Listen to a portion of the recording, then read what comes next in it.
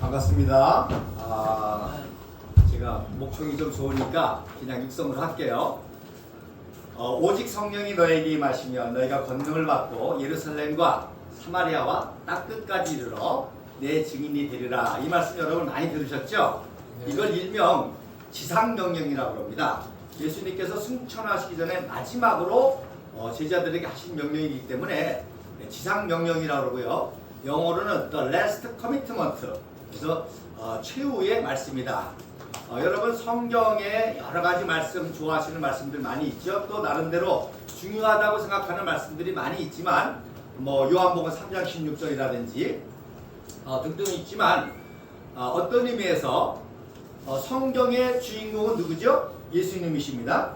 그래서 상식적으로 구약은 하나님께서 예수님을 보내시겠다는 약속, 신약은 오신 예수님의 일생, 그래서 주인공이 예수님이란 말입니다. 예수님의 행적 가운데서도 가장 중요한 게 뭐예요? 결국 유언 아닙니까? 여러분 가정에서도 여러분의 부모님이 돌아가시기 전에 마지막으로 유언을 남겼다. 그러면 그게 가장 귀한 교훈이 아니겠습니까? 그렇다고 한다면 예수님께서 승천하시기 전에 마지막으로 하신 이 말씀, 오직 성령이 너에게 임하시면 너희가 권능을 받고 예루살렘과 온 유대와 사마리아와 땅끝까지 이르러 내 증인이 되리라. 그래서 이 말씀 때문에 세계 선교가 이루어진 겁니다. 이 말씀 때문에 2000년의 역사가 확정이 된 거고, 바로 전 세계 복음화가 되고, 또 우리 조선에도 한반도에도 복음이 들어오고, 지금까지 역사가 이루어지고 있고, 앞으로도 계속될 역사가 이 마지막 말씀입니다. 그래서 이 말씀을 좀 더 이제 구호로 만드는 게 The last commitment is our first concern이라는 말을 합니다. 그래서 그리스도인이라고 한다면은 이 예수님의 마지막 명령이 우리의 first concern, 첫 번째 관심이 되어야 된다는 거예요. 자, 그래서 이 말씀이 굉장히 중요한데, 많은 분들이 예루살렘과 온 유대와 사마리아와 땅끝까지, 그래서 신학자들이 네 단계로 나눠서 선교를 얘기합니다. 그래서 이거를 에반겔리즘 1이라고 그래요. 예루살렘은 첫 번째니까 에반겔리즘 1, 예루살렘 어디예요? 내가 사는 동네 주변, 지역 선교죠. 지역 전도. 그 다음에 이2, 온 유대 어디예요? 내 나라 민족이잖아요. 민족. 그러니까 우리가 민족 복음화 얘기한단 말이에요. 민족 복음화. 자, 그 다음에 E3, 사마리아 뭐예요? 유사문화권. 우리 말하면 중국과 일본 유사문화권이잖아요. 그래서 유사문화권, 사마리아 전도. 그 다음에 E4가 뭐예요? 땅끝까지 이르러. 그래서 세계 선교란 말입니다. 땅끝까지. 자, 이 땅끝 선교가 예수님의 지상명령이란 말입니다. 자, 여러분 땅끝이 어디예요? 땅끝이 어디예요? 예수님께서 땅끝까지 내 증인아 되렸는데 땅끝을 알아야 될 것 아닙니까? 그래, 땅끝 선교를 할 거 아니에요. 땅끝이 어디예요? 이 똑똑한 분들은 북한 나와요. 왜 북한이에요, 그럼? 왜 북한이에요? 자, 신학자들이 맨 처음에 땅끝을 거리적, 공간적으로 이용을 했습니다. 그러니까 여기서 예수님이 말씀했으니까 땅끝, 제일 먼데. 그래서 선교사들이 예루살렘부터 사도 바울이 저기 터키를 가고 유럽을 가고 이렇게 가고 또 유럽에서 또 신대륙으로 가고 신대륙 태평양 건너가지고 이렇게 오고 인도까지 가고, 땅끝을 지리적, 공간적 개념으로 해서 가장 먼 곳을 땅끝이라고 해서 전 세계로 선교사들이 퍼져나갔습니다. 자, 그러다가 두 번째 새로운 땅끝 개념이 나왔는데, 여러분 제일 전도하기 쉬운 제일 전도하기 자, 내가 여기서 땅끝을 얘기했으니까 땅끝은 어디예요? 한 바퀴 돌아서 여기죠. 그러니까 유대인 선교를 얘기한 거예요. 유대인 선교. 그러니까 유대인이 예수님을 십자가 못 박에 죽였잖아요. 그러니까 유대인 선교가 굉장히 중요하다고 많이 하잖아요. 그래서 무슨 구호가 나왔습니까? Back to the 예루살렘. Back to the 예루살렘이라는 개념 여러분 아시잖아요. 그러니까 이제 선교사들이 전 세계 안 나가는 데 없죠. 그죠? 아프리카 오지, 저 티벳, 땅끝이 없습니다. 왜? 이제 비행기 타고 배 타고 다 들어가니까. 그러니까 두 번째 땅끝 개념이 신학자들에서 뭐가 생겼냐면 유대인 전도다. 이거 예수님을 죽인 유대인을 전도해야 된다. 그래서 유대인 중에서 예수를 믿는 사람들을 메시아닉 주라 그럽니다. 예수님을 메시아로 인정을 안 하니까 죽였잖아요, 유대인들이. 그래서 예수님을 메시아로 인정하면 그걸 메시아닉 주라고 해요, 그 유대인. 자, 그 다음에 세 번째로 땅끝 개념이 또 생겼는데, 야, 땅끝은 어떤 지리적 개념이나 유대인이 아니라 가장 선교하기 힘든 지역이 땅끝이다. 그래서 세 번째 어디 개념이 나왔어요? 무슬림 전도가 나왔습니다. 무슬림 전도하기 힘들잖아요. 순교당하잖아요. 여러분 신문지가 많이 봤잖아요. 다 거의 이제 무슬림에서 지금 순교를 당하는 지역들이 많이 있단 말입니다. 그래서 무슬림 선교다라고 이렇게 개념이 정립돼 가지고 지금 무슬림 선교를 또 많은 선교들이 하고 있습니다. 자, 네 번째 아주 중요한 땅끝 개념을 말씀드리겠는데, 성경을 성경으로 풀어야 됩니다. 그죠? 성경의 의미를 성경적으로 풀어야 되는데, 이 땅끝의 개념이 성경에 나와 있는데 어디 나와 있는 거니? 시편 61편에 나와 있는데, 다윗이, 자, 구약 성경에서 제일 중요한 인물을 지금 다윗이잖아요. 다윗이 어떤 고백을 하는 거 아니? 내 마음이 눌릴 때, 내가 너무 힘들고 어려울 때 땅끝에서 여호와께 부르짖는다 그랬습니다. 그러니까 다윗 왕에 있어서 땅끝의 개념을 뭔고 하니, 지리적 공감적 개념이 아니라 가장 힘들고 어려운, 생명이 위태한 그 어려운 고난의 지역이 땅끝이란 말입니다. 그러기로 말하면 물론 무슬림 지역도 지금 어렵고 힘들지만 지금 이 세상에서 가장 어렵고 힘든 지역이 어디예요? 북한이잖아요, 북한. 이해가 되시겠어요? 여러분, 지금요, 이슬람, 아무리 힘들어도요, 이슬람 지역에 가서 비밀 사역이 가능합니다. 그래서, 제가 1993년도에, 그때 이제 한국교회가 부흥하면서 이 땅끝 선교의 개념을 가지고 전 세계에 선교서를 많이 나갔습니다. 뭐, 폭발적으로 나갔어요. 그때 저도 인도네시아로 갔거든요.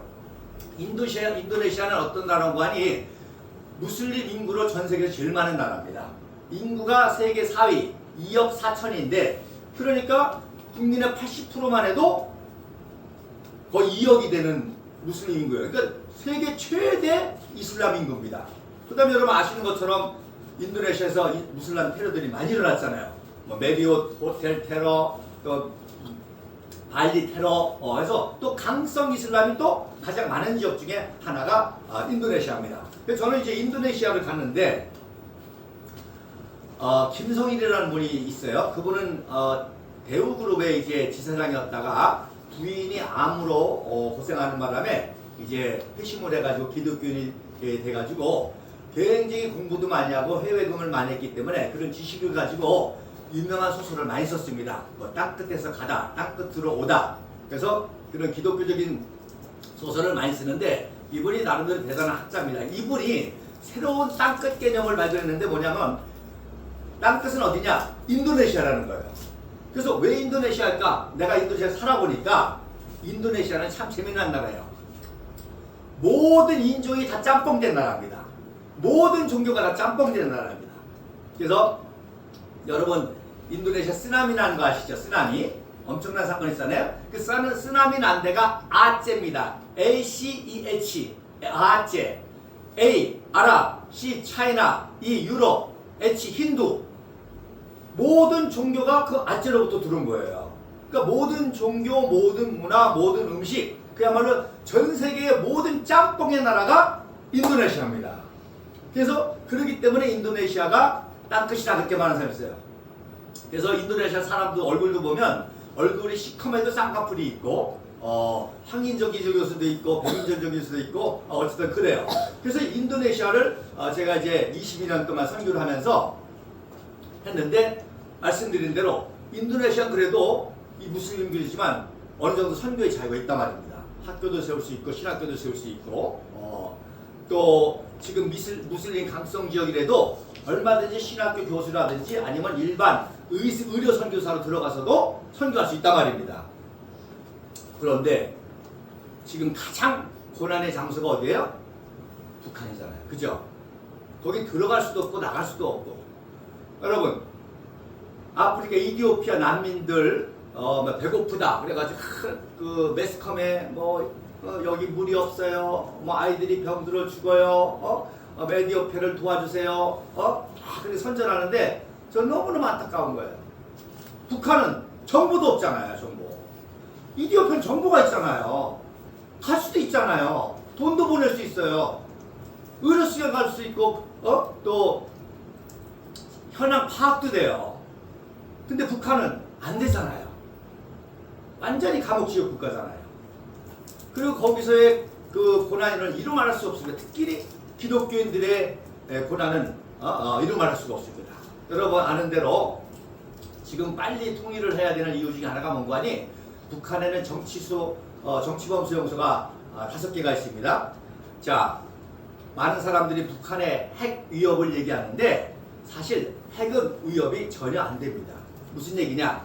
핵이 위협이 되려면 미사일이 성공을 해야 되고 핵폭탄이 성공을 해야 돼. 미사일이 성공을 하려면 이게 대기권을 뚫고 갔다가 대기권을 뚫고 나와서 정확하게 목표지에 떨어져야 그게 미사일입니다. 지금 북한은 대기권을 뚫는 건 성공했어. 근데 뚫고 나오는 거를 아직 성공을 못했습니다. 이해가 되시겠어요? 자, 그 다음에 핵무기라는 것이 핵실험을 2번을 해야 돼. 핵을 폭발하는 시험을 하고 난 다음에 이걸 무기로 쓰려면 소형화를 해야 될 거 아니야. 그죠? 소형화를 해서 소폭탄을 만들어서 성공해야 된단 말입니다. 자, 북한이 지금 계속 핵실험을 한다는 의미는 성공했다는 얘기 못했다는 얘기야. 못했다는 얘기지. 아니 성공을 했는데 왜 핵실험을 해? 뭐에 성공을 못했느냐? 소형화에 아직 실험을 못했습니다. 소형화 단계까지도 못 갔어요. 그러면 소형화에도 성공하고 미사일도 떨어져서 나오는 것도 성공했다. 그러다 끝나냐? 아니지. 2개를 결합해야지. 그럼 2개만 결합하면 성공이냐? 아니잖아요. 여러분 자동차도 만드는 다음에 뭐해? 테스트를 할 거 아니야. 총도 만들고 테스트를 해야 될 거 아니야. 그러니까 미사일도 완전히 성공하고 소형화도 완전히 성공해서 2개질 결합해가지고 또 정확하게 목표 지점으로 떨어져야지. 이게 결합해서 갔는데 올라가다가 다시 평양으로 떨어지면 안 되잖아. 그래서 정확하게 실험을 해서 성공을 해야 그래야 핵무기라고 인정하는 겁니다. 근데 지금 말씀드린 대로 대기권 진입도 성공을 못했고 소형화도 성공을 못했습니다. 그러니까 핵무기는 전혀 위협이 안 되는 거죠. 근데도 왜 자꾸 미국에서 핵위협 하냐? 바로 미국에서 데드라인은 요 2개가 완성된 거를 데드라인이라고 그러는 거야. 결합 직전까지. 그래서 만약에 결합 직전까지 갔다면 북한은 그대로 끝납니다. 가만 내비두겠어요? 바로 참수작전이라든지 구세작전을 해가지고 못하게 합니다. 그게 데드라인이에요. 그러니까 그걸 다 알면서도 왜 핵무기 얘기를 하냐? 그게 북한을 유사시에 쉽게 얘기해서 조질 수 있는 명분이 되잖아요.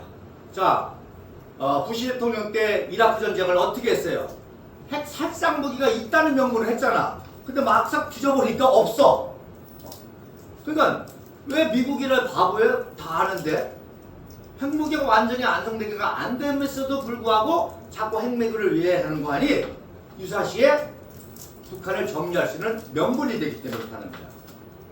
그래서 핵무기는 지금 전혀 위협이 안 되는데 뭐가 위협이 되느냐? 생화학무기가 문제가 됩니다. 생화학무기. 생화학무기도 하려면 생화학무기도 쓰려면 뭘 해야죠? 생체 실험을 해야 됩니다. 생체 실험을 해야 돼요. 그래서 화학무기와 생물무기, 가스라든지 아니면 세균무기를 생화학무기라고 합니다. 이 생화학무기가 북한이 세계 1위입니다.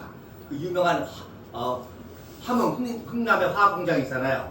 그런 데서 만들어내는데 그러면 이 생화학무기를 만들어서 생체 실험을 하는데 누구를 대상으로 할까요? 정치범 수용소에 누구를 대상으로? 기독교를 대상으로 하는 겁니다. 그걸 아셔야 돼요. 정치범 소형소 중에서도 기독교인을 대상으로 생체 시험을 하는 겁니다. 자, 오늘 야산에 가서 일해야 된다. 그래서 야산으로 몰아놓고 화학무기 시험을 하고, 또 오늘 특식이다. 그래서 배추절임 지구서는 거기다 세균을 넣어가지고 생화 화학무기 실험을 하는데, 누굴 대상으로 하냐? 바로 기독교인을 대상으로 하는 거예요. 왜? 북한에 있어서는 무신론, 공산주의, 독재에 있어서 가장 적대적인 세력을 기독교라고 보니까.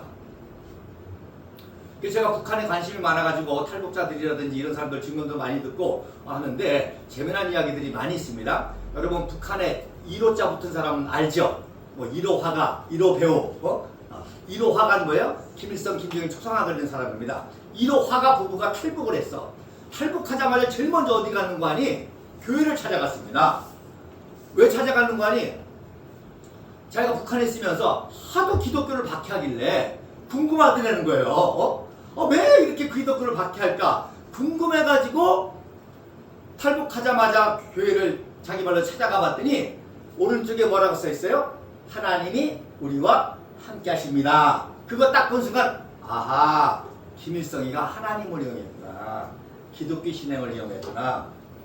북한에서 오신 분은 아시죠? 김일성은 영원히 우리와 함께한다. 이런 거 있잖아요. 그래서 우리의 십계명하고 북한의 십계명하고 똑같잖아. 그죠? 김일성 외에는 다른 신이 없는 거지. 다른 지도자가 없는 거지. 그래서 이런 십계명을 이용해가지고 공산주의 체제를 만들고, 그러니까 기독교를 적대할 수밖에 없는 거죠. 그러다 보니까 북한에서는 여러분 아시는 대로 광복 당시에는 북한이 더 기독교가 발전했습니다. 그때 인구가 북한은 1000만이고 남한이 2000만이었습니다. 총 3000만이었거든요. 북한 1000만, 남한 2000. 그런데 북한은 1000만 중에 기독교인이 20만이었습니다. 5%예요. 남한은 2000만 명 중에 10만 명이었어요. 그러니까 어떻게 되는 거예요? 그러니까 북한이 훨씬 많았죠. 그러니까 북한이 그래서 동양의 예루살렘이다, 동방의 예루살렘이다, 이런 말을 하게 된 겁니다. 여러분 그 뉴스에 보면 김일성 광장 아시죠? 맨날 데모하고 뭐 하는 김일성 광장, 거기에 주석단이 있습니다. 주석단. 김일성, 김정일이 흔드는 주석단. 그 주석단 바로 뒤에 초록색 지붕의 건물이 있는데 그게 인민대 학습당입니다. 그 인민대 학습당 자리가 평양 남산현교회 자리입니다. 그러니까 여러분 장대현 교회를 많이 들어보셨죠? 장대현 교회는 저 만수대 쪽에, 저 오른쪽에 있는 평양 학생궁정이 그 장대현 교회고, 바로 평양 남산현교회가 인민대 학습당 자리였습니다. 그러면 그 자리가 얼마나 중요한지를 알겠죠. 바로 그 평양 남산현교회가 평양에 최초로 세워진 교회고, 장대현 교회가 아니라 평남성이 최초에 세워진 교회고, 1903년도에 최초의 벽돌식 건물을 세워지면서 그때부터 남북한 통틀어서 제일 큰 교회였습니다. 그리고 거기에 수많은 독립운동자라든지, 또 오늘도 이렇게 제가 책을 보니까 손정도 목사님 책이 있더라고요. 손정도 목사님이 담임도 했던 교회고, 그 교회가 평양 남산현 교회입니다. 이승만 박사가 1910년도에 박사학위 받아가지고 YMC 학과만 전국을 돌아다닐 때 그 교회에서 부흥 집회도 했고, 그리고 1950년 6.25 났을 때 이제 유엔군하고 평양을 점령했잖아요. 그래서 10월 30일 날 주일 날 이승만 박사가 평양에 가가지고 시민 환영대회를 했는데, 평양에 탄식을 했는데, 그때 이승만 박사가 내가 참 39년 만에 다시 또 방문했다, 이런 말을 하는 그 교회가 평양 남산현교회잖아요. 그러니까 그 남산현교회를 헐고 거기다가 공산주의 세뇌본부를 세운 거예요. 어쨌든 이렇게 기독교가 부흥했던 평양이었기 때문에 공산주의 정권을 쓰려니까 기독교를 박해할 수밖에 없었고, 바로 우리 전도사님도 회령감리교회라는 이름이 있었잖아요. 왜 회령교회가? 이게 바로 그레이슨 선교사가 1901년도에 한국에 최초에 세운 교회입니다. 그리고 1912년도에 세운 교회입니다. 굉장히 역사적인 교회이죠. 여러분 그 흥남초수작전 많이 아시죠? 흥남초수작전 국제시장 영화 보셨죠? 국제시장 영화 보셨죠? 국제시장 영화 보니까 거기에 피난민들이 배에 올라타려고 막 아비규환 장면 있죠? 다 거짓말입니다. 98,000명 중에 95,000명이 함경도 지역의 장로교 기독교인들이었습니다. 그래서 교회별로 모인 거예요. 교회별로. 그러니까 교회별로 모이니까 질서정연했죠. 뭐 어디 서로 먼저 타려고 다 거짓말입니다. 윤재균 감독님이 베트남전 생각한 거야. 베트남 명랑할 때 막 서로 헬리콥터 타려고 막 옥상에서 막 하고 막 아비규환이었잖아요. 그래서 그랬을 것이다라고 흥남초수 장면을 막 아비규환 장면으로 만든 거예요. 근데 그게 다 거짓말이에요. 바로 98,000명 중에 95,000명이 기독교인이고 교회별로 모인 거예요. 회령교회, 흥남교회, 원산교회. 그래서 교회별로 모이고. 그래서 교회별로 모이니까 여러분 지금도 비행기 타거나 배 타면은 뭐 검사해? 패스포드 검사하잖아요. 그때도 마찬가지예요. 패스. 근데 패스포드를 어떻게 검사해? 그 사람 많은데. 그러니까 어떻게? 교회별로 들어갔지. 교회별로 질서정연하게. 장로님 먼저 타세요. 아니야, 목사님 먼저 타세요. 이렇게 들어갔지. 그러니까 미군들이 놀란 거야. 자기네들도 지금 중공군에게 포위돼가지고 죽느냐 사느냐 불안한데 기독교인들이 그 상황에서도 질서정연해 나가니까 거기에 감동을 받고 98,000명이 무사히 탈출할 수 있었던 거죠. 가끔 사람을 놓쳐가지고 소속이 없는 사람들이 있어. 그걸 놓쳤잖아. 그런 사람들은 뭐로 했는 거 아니? 주기도문에 여봐. 주기도문 하면 패스. 아니면 미군들이 잘하는 유명한 찬송이 뭐예요? 예수 사랑하심은 성경에 써있네. 그게 유명한 미국 선교사가 만든 찬송이거든요. 선교 때. 그러니까 그거를 불러보면 기독교구나. 패스 이렇게 탔던 거예요. 왜? 말씀드린 대로 캐나다 장로교회가 한복 지역을 다 섬겼기 때문에 그 지역 교인들이 다 내려온 거죠. 그래서 말씀드린 대로 북한은 1,000만에 20만이었고 남한은 2,000만에 10만이었는데 이게 광복후부터 피난 내려오고 월남 내려오고 해서 대한민국 남한이 이렇게 기독교가 부흥이 된 겁니다. 근데 지금 말씀드린 대로 북한은 최악이잖아요. 기독교인들이 최악의 고난을 당하고 성경만 소지해도 감옥에 들어가고 얼떨결에 재미난 에피소드 많이 있습니다. 국정지적에서 계속 이제 또 이렇게 선전하는 방송이 있으니까 어떤 그 병사가 이 노래소리가 좋아가지고 흥얼거린 거예요.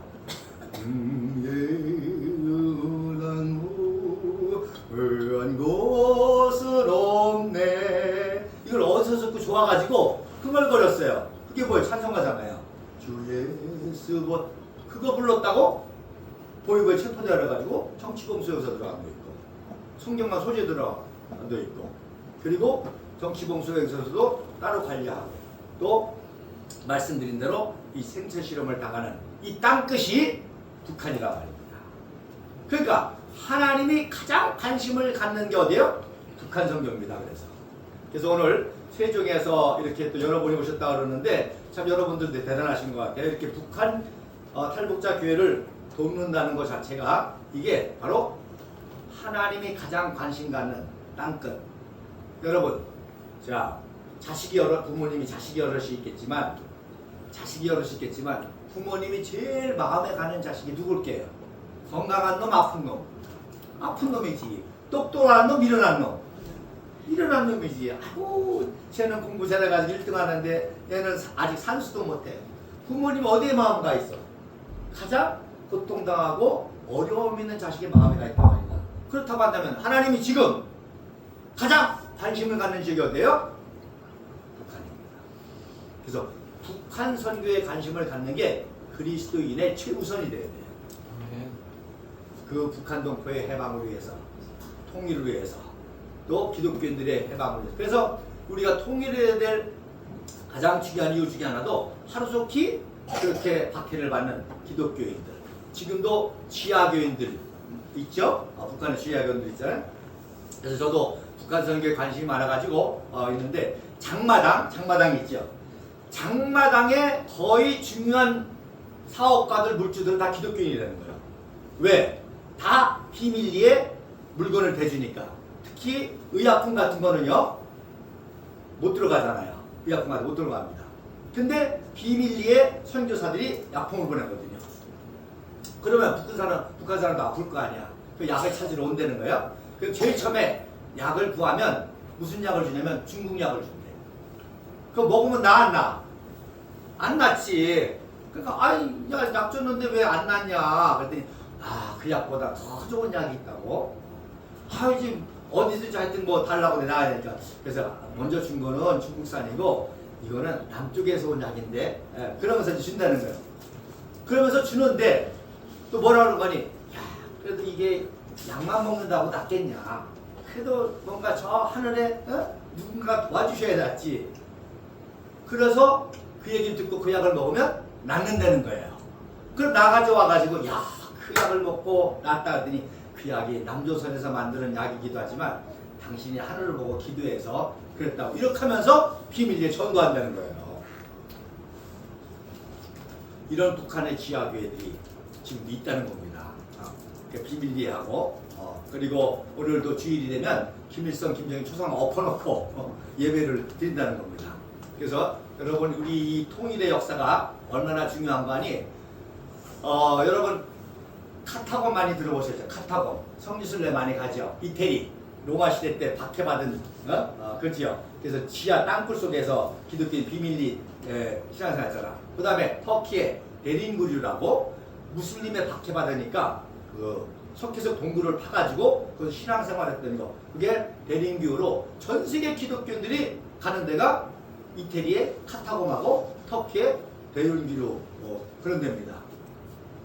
만약에 남북이 통일돼가지고 북한의 지하교회 성도들의 신앙이 드러나게 될 때 전 세계 기독교인들이 어디로 성지순례 오죠?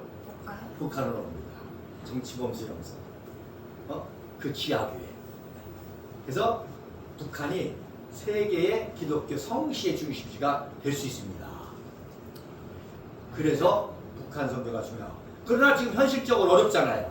그러니까 그나마라도 이렇게 생명 걸고 탈북한 탈북자들 잘 도와서 그들이 북한 선교에 역할할 수 있도록 도와주는 것이 하나님의 마음이라는 것을 믿으시길 바랍니다. 네. 그래서 저도 부족하지만 11조의 일부를 제가 이 희령교를 알게 돼가지고 이 희령교를 합니다. 부족하지만. 그리고 이렇게 저렇게 많이 도우려고 하고. 그래서 제가 인도네시아에서 선교를 하다가 1993년도에 갔는데 1994년도에 김일성이가 죽었네? 그래서 이제 통일되는가 보다. 이제 통일되는가 보다. 그랬더니 통일이 아니라 대한민국이 거꾸로 가네? 김대중이가 갑자기 나타나가지고 북한을 도와준다고 그러고 핵 개발을 하고 북한을 위협을 당하고 뭐 전교조라든지 이런 사람들에서 완전히 우리 청년들이 역사를 잘못 배워가지고 말이에요. 그 위대한 대한민국의 이 역사보다는 이상하게 헬조선이라고 그러고 말이에요. 여러분 대한민국 제가 93년도 나갈 때만 해도 그때도 한국이 이제 많이 이렇게 발전했잖아요. 그러니까 그때만 해도 무슨 문화가 있었습니까? 우리가 경찰한테 잡히면 돈 주잖아. 면허증 보여주세요. 그러면은 10,000원짜리를 껴가지고 이렇게 하는 그런 문화가 있었잖아요. 인도네시아도 마찬가지예요. 그러니까 외국 사람들 경찰들이 잡아가지고 돈 뜯어내는 게 인도네시아 경찰들의 적인데 특히 한국 사람들은 그 문화에 있으니까 한국 사람들 잡는 게 인도네시아 경찰들이 공이란 말입니다. 그런데다가 인도네시아는 일본 영향을 받아가지고 운전대가 이쪽에 있어요. 오른쪽에 있어요.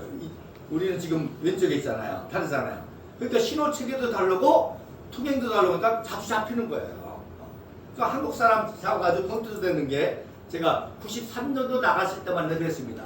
근데 제가 2015년에 나왔는데 2015년에 나올 때는 어느 정도 변했냐면 잘못해가지고 부주의가 잡히잖아요. 그러면 당당하게 합니다. 나 인도네시아 선교사인데 내가 모르고 이렇게 하다가 했습니다. 죄송합니다. 그러면 경찰이요? 경례를 합니다. 얼마나 수고가 많으십니까. 한국 사람들이 우리를 도와주셔서 너무너무 감사합니다. 이랬어요. 이런 나라가 대한민국이에요.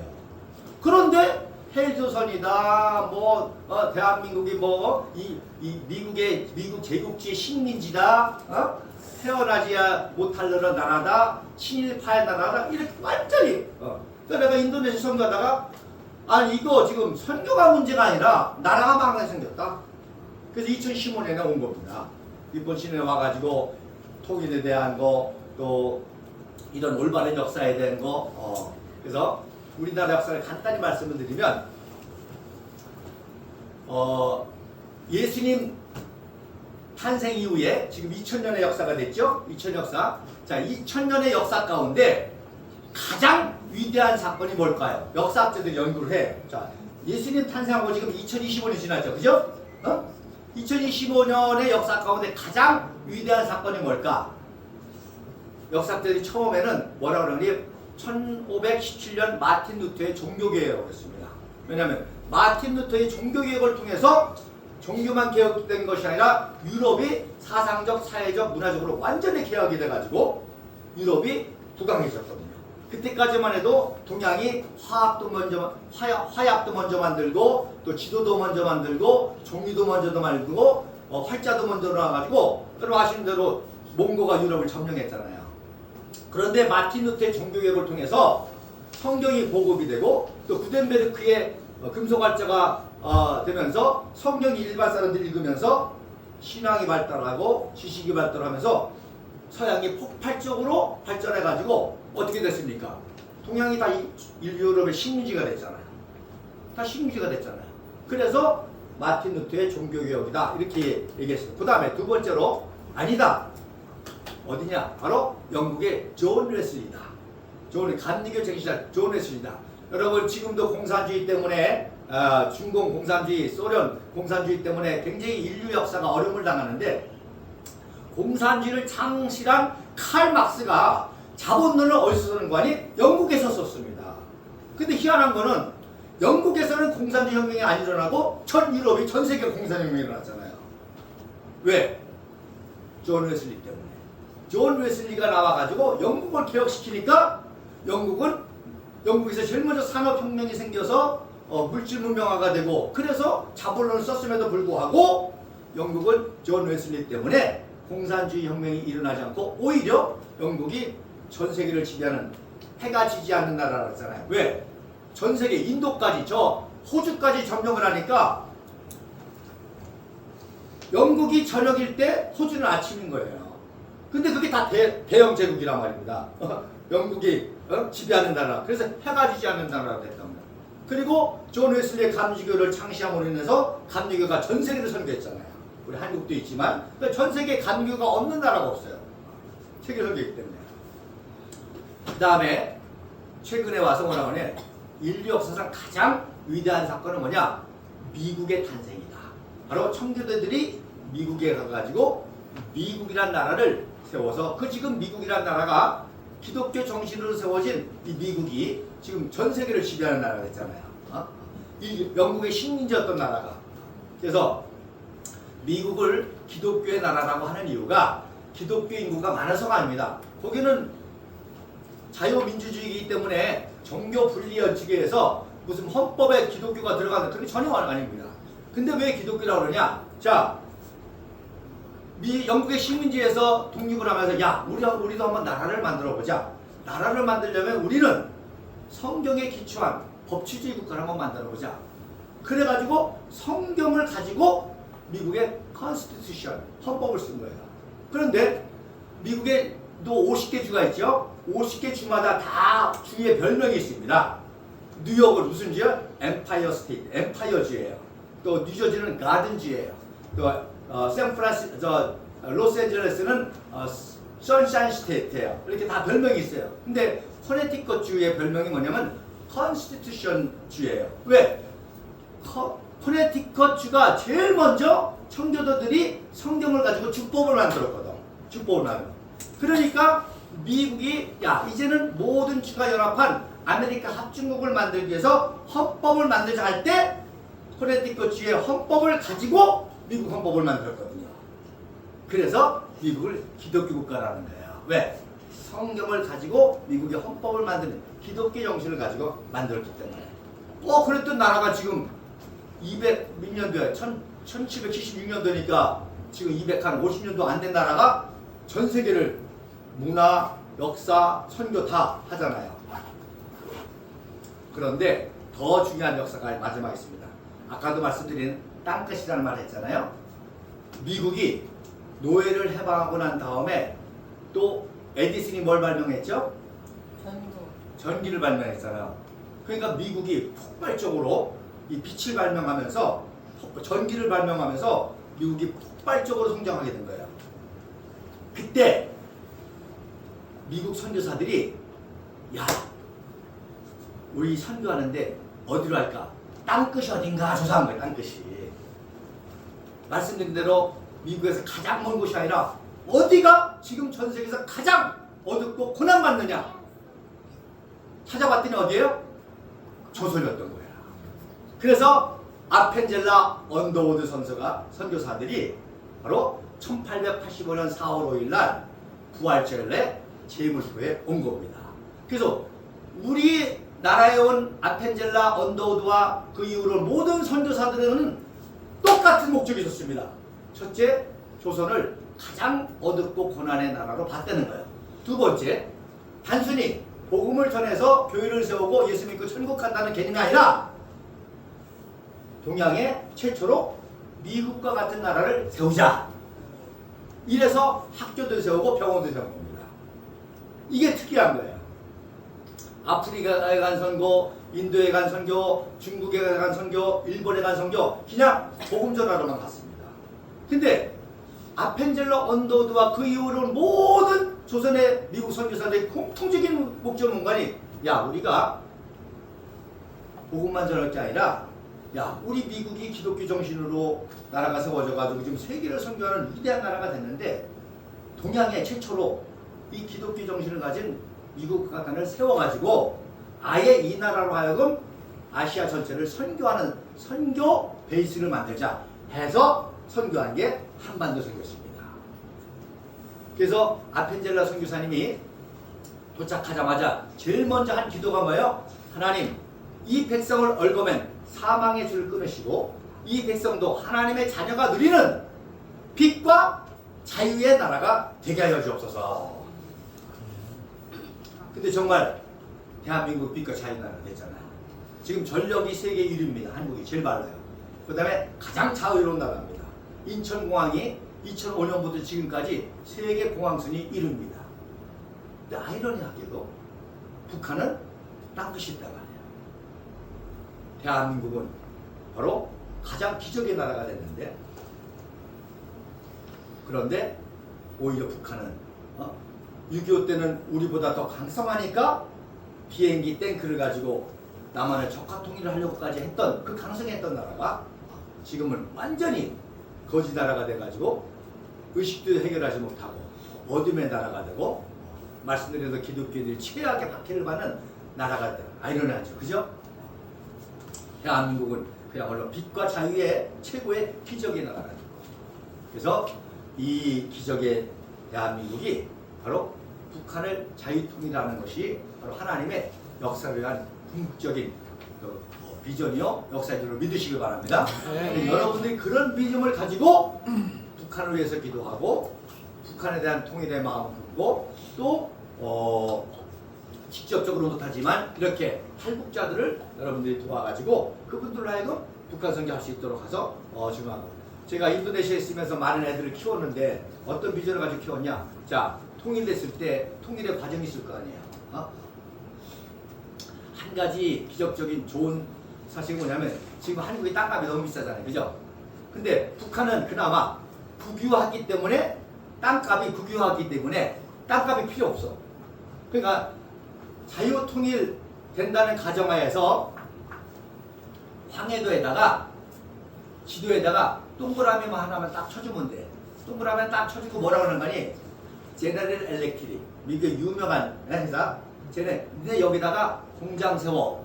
그러면 땅값이 필요 없으니까 거기에 공장만 세우는 게 아니라 북한의 노동자들이 일할 수 있는 숙소 이런 거 모든 거를 세워해도 돈이 남아.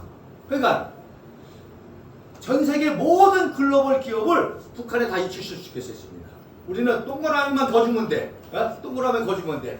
자, 저 원산 쪽에다 동그라미 딱 거지고 이런 포드 자동차 여기 들어와.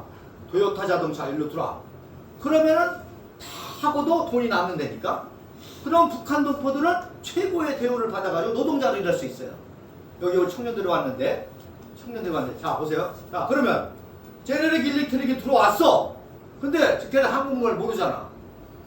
기술만 있지. 그러니까 우리 청년들 자유민주주의를 취재하고 위대한 대한민국 기대 역사를 체험하고 한국어도 알고 영어도 알고 얘네들이 뭐예요? 중간 관리 역할을 하는 거예요. 이해가 되시겠어요? 모든 분야에서 중간 관리자 역할을 하는 거예요. 더군다나 탈북자 자녀들 말할 것 없이 북한에서 살아봤잖아. 남한에서 살아봤잖아. 영어 공부만 하면 돼. 그러면 얘네들이 중간 관리자가 돼가지고 보통 연봉의 2~3배를 받고 일할 수 있는 거야. 그래서 제가 이거를 청년들에게 중간 관리자 그런 비전을 가지고 통일시대를 준비하라. 건축을 하더라도 북한은 다 갈아엎어야 되잖아. 그러니까 규모가 큰 도시계 뭐 이런 거 하라. 그래서 우리 자녀들에게 그런 비전을 심어줘야 돼. 하나님의 뜻 가운데 어느 순간에 그런 통일의 역사가 있을 때 그렇게 일할 수 있는 준비를. 그래서 북한을 새롭게 하게 될 때 그때 평양의과대 교수들하고 그러니까 다 김일성 대학이라고 이름 다 바꿔야지. 이승만 대학으로 바꿔야지. 박정희 공업대학, 김책 공업대학이 아니라 중수 박정희 공업대학, 한강의 기적을 일으킨 김정숙 교원대학이 아니라 프란체스카 교원대학, 유경숙 교원대학. 그러면 쟤네들이 가서 교원대학 총장으로 가야지. 그죠? 김책 공업대학 학장으로 가야지. 그지? 누가 가겠어? 준비한 자들이 가지. 북한도 알고 대한민국 기적도 알고 영어도 알고 글로벌화 되어 있고 우리의 2, 3세들이 이런 비전을 가지고 나가야 될 줄로 믿습니다. 그래서 하나님의 땅끝을 향한 마음을 여러분들이 품는 것이 중요하고 위해서 기도하고 구체적으로 뭔가를 위해서 해나갈 때 하나님이 기뻐하시는 여러분들의 가문, 자손들이 될 줄로 믿습니다. 네, 기도하겠습니다. 하나님, 땅끝을 우리가 알고 땅끝을 향하시는 하나님의 마음을 알고 북한 선교에 우리가 기도하고 도울 수 있도록 능력과 지혜를 허락하여 주옵소서. 우리 저들의 가정의 자녀들은 통일시대의 중간 관리자가 되고 장차 평양시장도 나오고 황해도 지사도 나오고 또 교육기관과 또 모든 사회학 분야의 엘리트들로 다 성장할 수 있도록 하나님 축복하여 주옵소서. 청년결백하고 애국심을 가지고 북한 동포를 사랑하고 또